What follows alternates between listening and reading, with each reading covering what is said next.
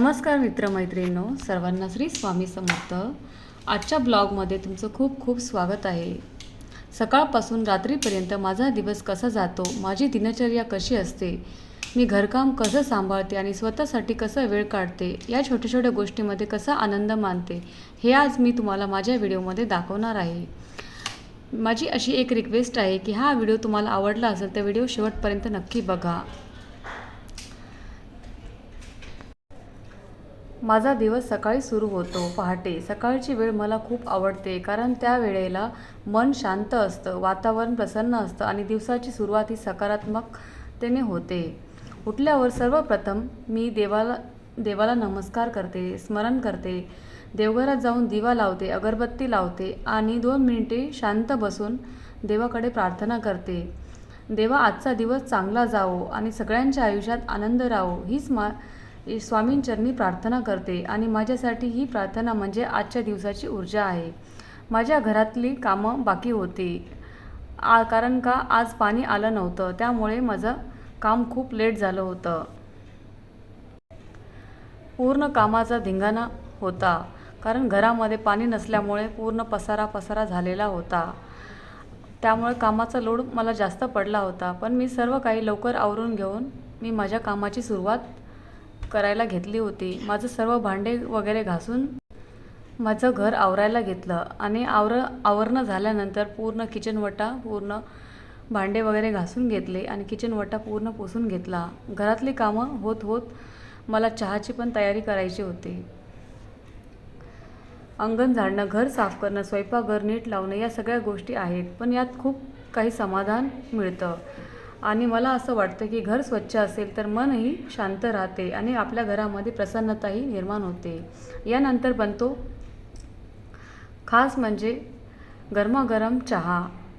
चहा बनण्यासाठी सर्वांना सकाळी सर्वप्रथम चहा लागतो।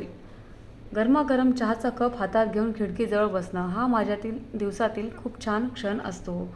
त्या काही मिनिटांमध्ये मी दिवसाचं नियोजन करते, आज काय काम करायचं, काय पूर्ण करायचं हे सगळं माझ्या मनामध्ये मी विचार करत असते। नाश्ता आणि स्वयंपाक काय करायचं आणि स्वयंपाकाची काय तयारी असते हे मी विचार करत असते। मिस्टरांना चहा द्यायचा होता। मिस्टरांना आणि मुलांना चहा दिल्यानंतर मला नाश्त्याची तयारी करायची बाकी होती, तर मिस्टरांना चहा दिला। चहा झाल्यानंतर मिस्टरांना चहा वगैरे दिला आणि आमच्या भाऊंनी मुलांसाठी सगळ्यांसाठी इडली आणि डोसा पार्सल घेऊन आले होते। सगळ्यांनी चहा झाल्यानंतर लगेच थोड्या वेळानंतर सर्वजण नाश्ता करायला बसले। त्याच्यामध्ये खूप छानशी इडली, सांबार, डोसा हे घेऊन आले होते। तुम्हाला काय आवडतं हे कमेंट बॉक्समध्ये नक्की मला सांगा। इडली आणि डोसा हे सगळ्यांनाच आवडत असतं, पण प्रत्येकाचा नाश्ता हा वेगवेगळा असतो। कधीही इडली खाऊन आणि डोसा खाऊन कोणीही बोर होत नाहीत। खूप छान आता मला करायचा आहे स्वयंपाक। भाजी चिरताना, फोडणी देताना स्वयंपाकाचा सुगंध आपल्या घरभर पसरत असतो आणि घरात आपल्या एक वेगळी सकारात्मकता भावना निर्माण होते। माझ्यासाठी स्वयंपाक करणं म्हणजे फक्त जेवण करणं नाही, तर कुटुंबासाठी काहीतरी तयार करणं आहे। आज मला आमच्या घरामध्ये पुरणपोळी बनवायची होती। आज सकाळपासूनच घरात एक वेगळी उत्सुकता होती। सगळ्यात आधी मी चणा डाळ स्वच्छ धुवून कुकरमध्ये शिजायला घेतली। पुरणपोळीचं सगळ्यात महत्त्वाचं गुपित म्हणजे डाळ अगदी बरोबर शिजली पाहिजे, ना जास्त, ना मऊ, ना कच्ची। डाळ शिजल्यावर त्यात गूळ घालून मी छानसं मिक्स केलं। हळूहळू गुळाचा सुगंध आणि डाळीचा स्वाद एकत्र आला की स्वयंपाकघरामध्ये अप्रतिम वास पसरत असतो।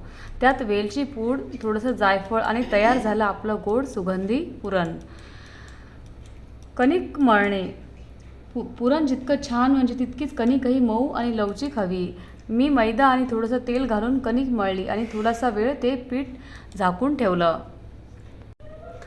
आता पुरण थोडं थंड होत असताना मी कणिक मळते। मी गव्हाचं पीठ वापरते, त्यामुळे पोळी मऊ आणि पचायला हलकी होते। त्यामुळे थोडंसं तेल घालून छान असं मळून घेतलं की पोळ्या लाटायला सोपं जातं। आता सगळ्यात महत्त्वाचा भाग म्हणजे पुरण भरून पोळी लाटणे। हा भाग थोड्या संयमाने करावा। छान गोल लाटून तव्यावर भाजायला ठेवते आणि वरून तूप घालते. तव्यावर भाजताना जो सुगंध येतो ना, तो शब्दात सांगणं अशक्य आहे. छान असा सांगण्याचं महत्त्व काय आहे तर आपल्या महाराष्ट्रामध्ये पुरणपोळीला अनन्यसाधारण खूप छान स्थान आहे.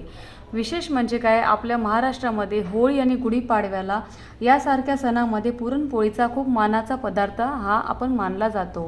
ही फक्त गोड डिश नाही तर आपल्या संस्कृतीचा एक भाग आहे. घरात सगळे एकत्र बसून गरमागरम पुरणपोळी खातात. तो आपल्या घरामध्ये आनंद हा वेगळाच असतो. तर ही पुरणपोळी तुम्ही पण नक्की बनवून एकदा ट्राय करा. तर मैत्रिणींनो, आता आपल्या पुरणपोळ्या छानपैकी तयार झालेल्या आहेत. वरून तूप घालून आणि सोबत दूध किंवा कटाची आमटी असेल तर चव दुप्पटच होते. आजचा मेनू हा तुम्हाला कसा वाटला तर तुम्ही घरी नक्की करून बघा. अशा पद्धतीने ही पुरणपोळी नक्की करून बघा आणि कमेंट बॉक्समध्ये मला कमेंटमध्ये नक्की सांगा. तर मंडळी, आजचा पुरणपोळी स्पेशल ब्लॉग तुम्हाला कसा वाटला हे कमेंट बॉक्समध्ये नक्की सांगा.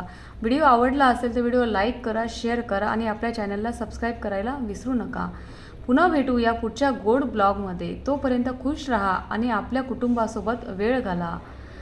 तर हा व्हिडिओ कसा वाटला नक्की कमेंटमध्ये सांगा. सर्वांना श्री स्वामी समर्थ.